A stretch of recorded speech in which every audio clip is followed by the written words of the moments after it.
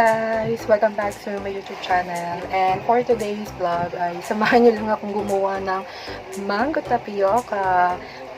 Naisipan ko lang gumawa nito kasi naki-crave talaga ako sa dessert na to. And imbis na bumili ako na parang sarili ko lang at medyo bitin, like magkano ata yung mga 100 plus, tas parang isang ganito lang.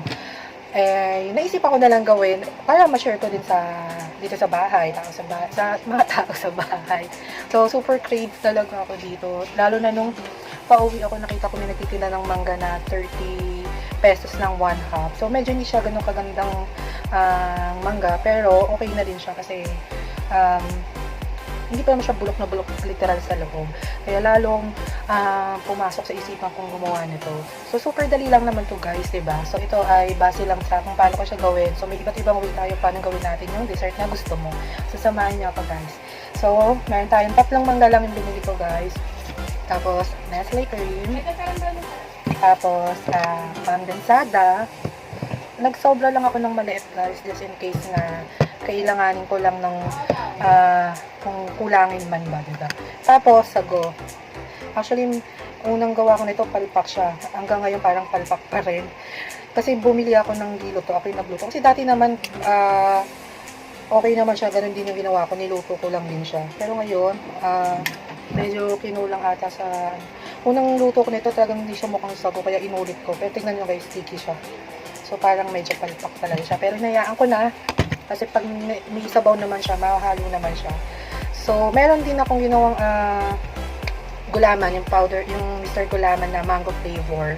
Napakuluan ko na din siya, pero nilagay ko muna siya sa ref para mabuo siya. So, mamaya ko na lang siya ihalo. Sisimulan ko na muna itong ready na ingredients niya kasi aalis kami birthday na baby ko, si Brianna. So, ngayon guys, ayan, hiwain nyo lang yung mga mangga. Hiwain nyo pa cubes. Yung lagayan ko pinagsasandala ng cellphone ko. So, ayan. Tadaan! So, guys, papakita ko. So, ito yung lagayan niya. Dito ko siya lalagay guys. Dito ko papakita. Mamaya ko na nagpapakita. Pag nahalo-halo ko na. Ha? Wait lang. Yeah.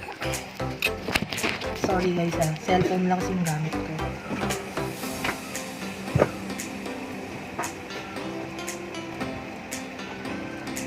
Ayan, ito lang yung ulo ko guys. Ito na lang.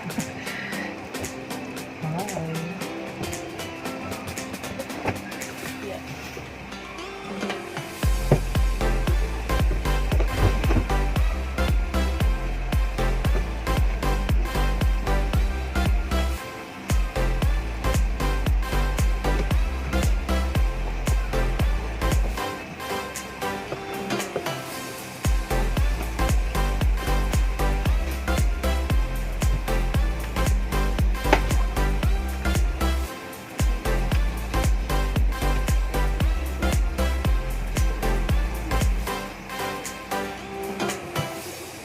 Guys, medyo bulok na lang. Pakat lang natin.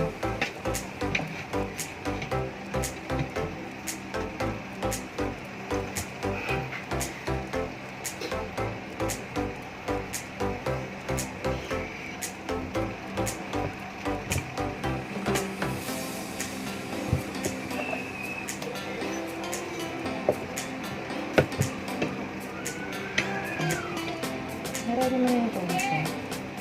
Nalagay mo na sa bahay. So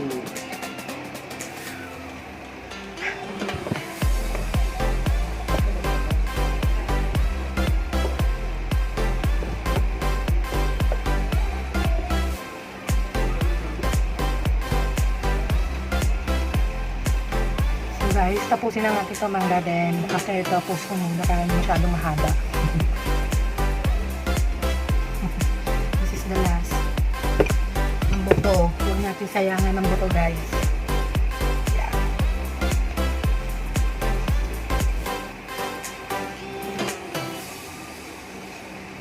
Baka bukas na yung Nestle cream. So guys, make sure malinis yung kamay ha. Ako malinis na yung kamay ko. Alam nyo guys, pwedeng itong pang business. Yung mangga is worth 30 pesos. 3 pieces na siya. And ayun yung nagawa. So, since meron naman akong pearl gulaman, is okay na din siya. And then, lalagay ko na yung sago. Yung sago is 30 pesos din. So, bilangin na lang guys. Tapos, lalagay ko na yung Nestle cream. So, kung sino creamier, you can add more Nestle cream. And kung sino mas maraming mango, maglagay ko kayo maraming mango. So, nasa sa inyo na yung guys kung paano siya. Yeah. Ooh. Actually, gusto ko din ng mango graham na may leche plan. So, ang dami kong pinatikraban na pagkain guys. And,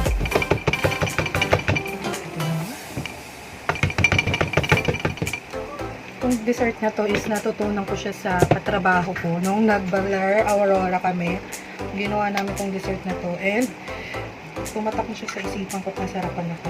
So, lagyan na natin yung condensed, baka naman Alaska. So, mix-mix niya lang lahat ng ingredients. That's how pretty easy lang nagluto itong mango tapioca. So, kaysa, syempre, support din natin mga small business owner, yung mga ganyan. Wait lang guys.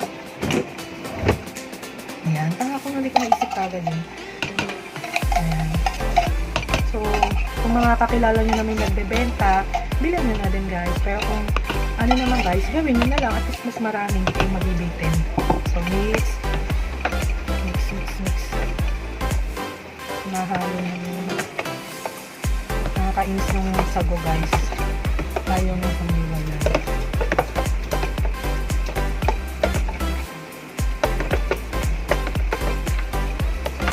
Ayan. Diba napakadali lang gawin na to. So, since konti lang yung mangga. Ayan, diba? So, pag may parang pag nasabawan mo yung sago, guys, naghihiwalay naman siya. So, ayan, okay na, nakisama na siya. Kasi kanina, dikit-dikit siya. Ano ba yung pang-swimming ni Nestle? So, ayan. So, shake, shake. Halo lang.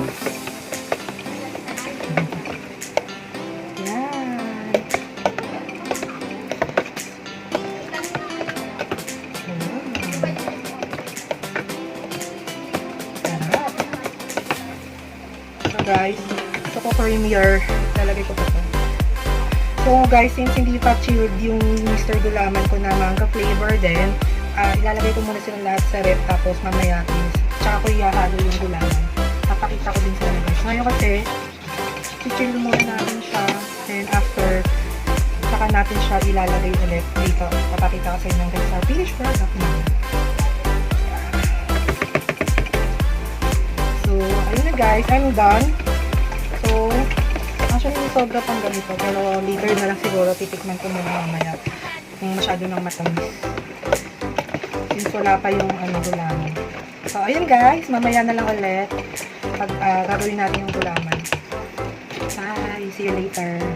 Guys, so, ayan na. Buo na siya.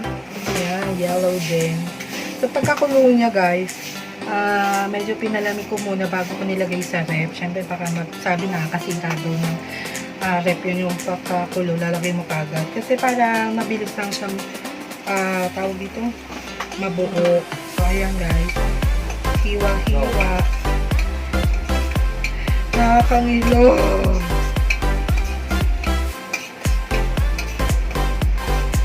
Yeah.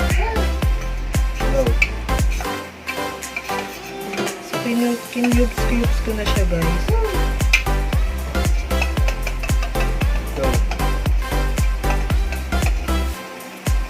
Low. So, depende na sa inyo kung gawin. Ito kasi tamad na pag hihiwa.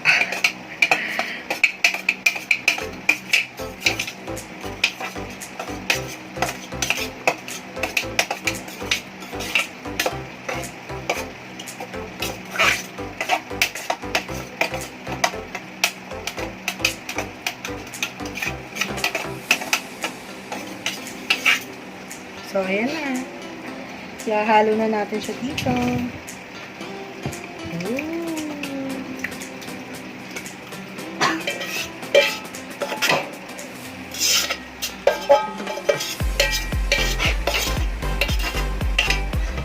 guys, hindi ko siya nilalagyan ng gulaman. Pero may naisipan ko lang siya. Parang pampadami lang din. Kasi since konti lang yung mangga na nilagay ko. 3 pieces lang kasi yung nilagay kong mangga. So, ay! Wait, palitan natin. So, yun na siya guys. Ayun yung finished product. So, i-chill ko lang siya. Lalagay ko siya sa freezer ng mga ilang oras. Then, tsaka may baba. So, ayan mo guys ito madami na siyang nagawa. Diba? Kasi mabitin ako dun sa bibili ko. Ito, kahit ilang araw ko pa itong makain. Siyempre, mapapano siya kaya kailangan. Ayan. So, thank you for watching guys. So, super easy lang ng mango tapioca guys. Super dali lang. Ayun na yung finished product niya. Ayan. Let's go. Gulaman, mango. Okay na. Diba? Ang mess. So, thank you for watching guys. Hi guys. So, kaka-uwi lang namin. And agad ko nung talagang nilantikan yung sorry, meron something there. Agad ko na pong nilantikan ng aking ginawang dessert, which is yung mango tapioca. So, pangalawang na to guys. Super sarap niya talaga. Sakto lang yung tamis niya para sa akin. Kasi ayoko din ng super tamis. Lalot na, you know, ingat-ingat lang din. And, actually, pwede mo pa siyang dagdagan ng, di ba, may maliit pa akong condense. Pero, kaya na sabi ko, ayoko din ng sobrang tamis. Sakto lang. Kumbaga, andun pa rin yung creaminess niya. So, ayan. Wait, ako sa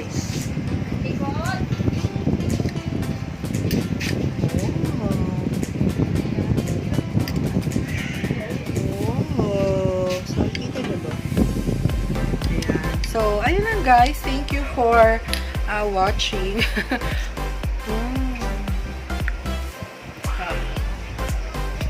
Super dali na guys. Ay, painantay nyo. Lutuin nyo na. Gawin nyo na. So, suggestion ko na lang. Pwede naman kayong bumili na ng lutong gulaman at sago. So, ako kasi talagang pinaghirapan ko siya sa paggawa dahil niluto ko siya. Niluto ko siya lahat. Gulaman, sago. Kaya, sandali lang naman magluto ng gulaman. Tsaka, medyo yung sago lang. Ang sago, para ma-perfect yung luto niya, kailangan 1 hour mo siyang gawin para lutong-luto. So, yun lang guys. Thank you for watching. Bye!